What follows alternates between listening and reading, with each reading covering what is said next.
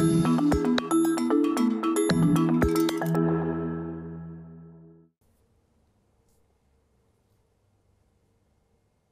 let's talk about raising capital for a second. As you know, the subject of this MOOC is how to start and finance and grow a business without venture capital, at least in the early stages. And you and I both talked to companies who've done Uber-like things, and at the very beginning, they're able to get some customers and they're able to get some suppliers without spending any capital. But at some point, then they say, "Gee, I've got something here. Maybe I should go raise capital." How do you know when you should do that? In the current market conditions, the expectations are generally quite high.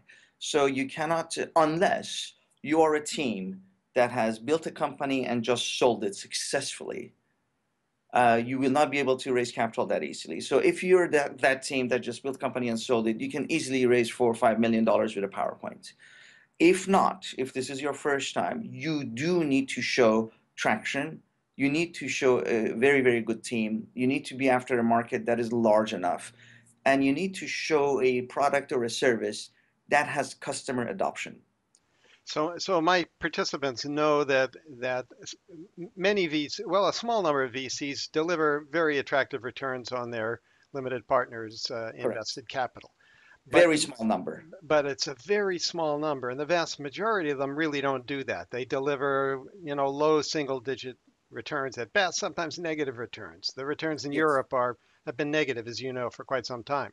So how is an entrepreneur to figure out who's the right VC, a good VC? As you say, they all say they're going to add value more than money, but how do you know as an entrepreneur who's going to actually do that for you? First and foremost, you want to deal with a VC that is highly focused in your sector. You want to make sure that they're dealing in the check size, obviously, that you're interested in the geography that you're interested in, and you want to also pick the partner within the VC with whom you get along very well. But before you sign up with any of them, what I really advise people to do is pick up the phone and call their other portfolio company CEOs.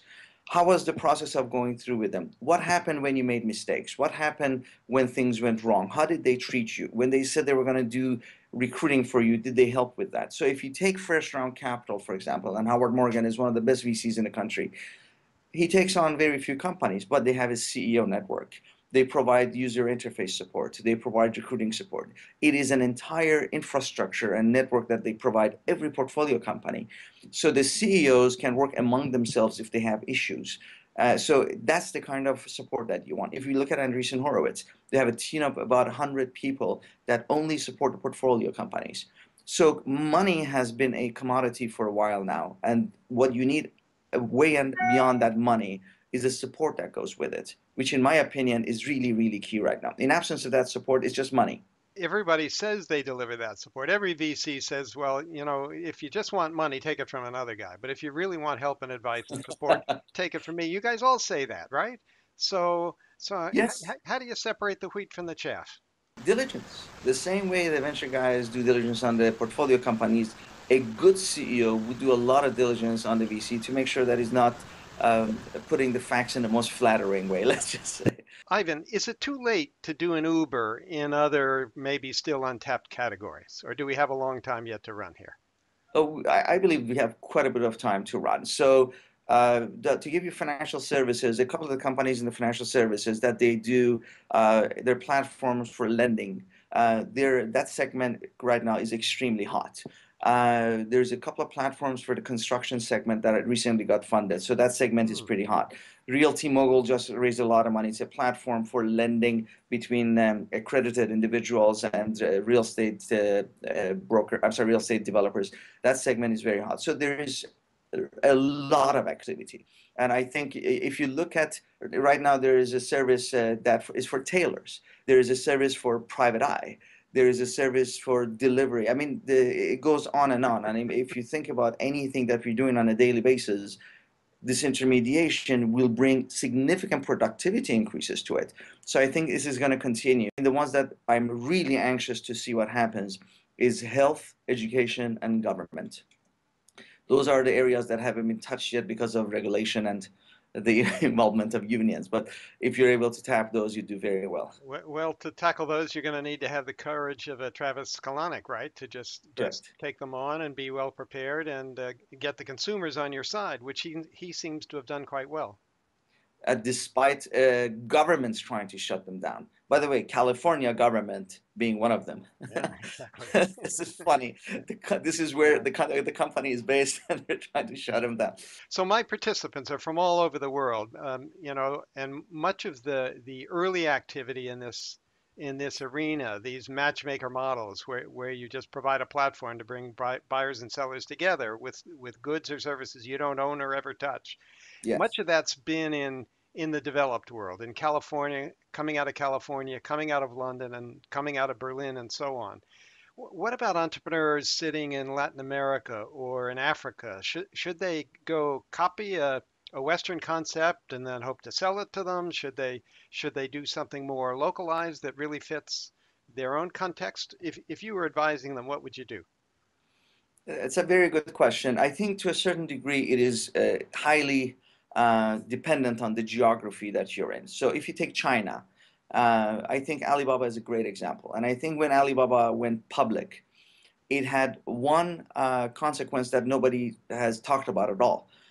It produced a very, very large number of millionaires that went off and started their own companies. So you're going to see a very large ecosystem of platforms developed in China just because of Alibaba.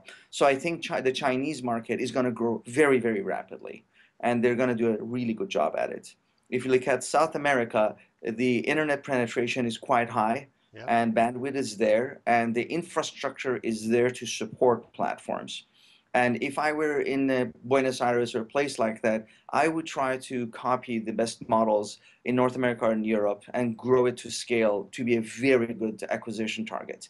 In Africa, I think because they're so based on mobile and their devices are not, for the most part, mobile devices that are smart, you have to come up with different ideas. So it has a lot to do with the penetration with smartphones and tablets in your geography. Yeah.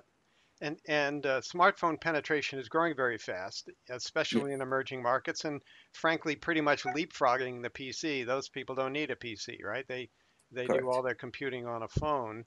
Uh, but there's also the credit card issue, right? You've got to be able to pay for this stuff, and in some of those places, there isn't a way to pay. So can you foresee, for example, in East Africa, will people pay for these kinds of services with M-Pesa, for example?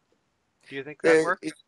it, I think we discussed this in class when you and I were together, and I think there's ways to get around it because credit card penetration is one of the key factors for a geography to be able to support platforms. But if that does not exist, but smartphones do, there is another way to get around it, which is gift cards, because you can actually, or any form of a card that has a security number where we can physically go to a location and put money on it, Like and that prepaid money. minutes on their cell phone. Exactly, or Yep. prepayment, you can go through the telco. There's ways to get around it. It's not the most convenient way, it's not the Yep. most refined way, but it's a way. The issue is, with that scale, maybe not. So I think we need another way around it, and that hasn't been developed yet. However, it's being worked on. Well, Ivan, I want to thank you so much for taking time out of what I know is a very busy day for you in Los Angeles. It's been fantastic to have you with us. I know people really appreciate hearing from real world people who are living this stuff every day. So it's great to talk to you.